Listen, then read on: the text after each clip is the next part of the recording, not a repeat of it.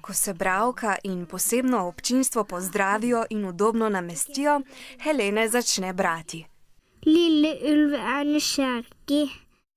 Helene ima velike težave, ko mora glasno brati svojim sošolcem. Strah jo je in neprijetno ji je, a pred psičko Mole se popolnoma sprosti.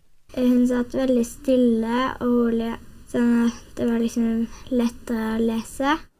Mole se je poslušanja, branja otrok in druženja z njimi naučila v posebni šoli. Pse za to odgovorno nalogo urijo na Švedskem in v Ameriki.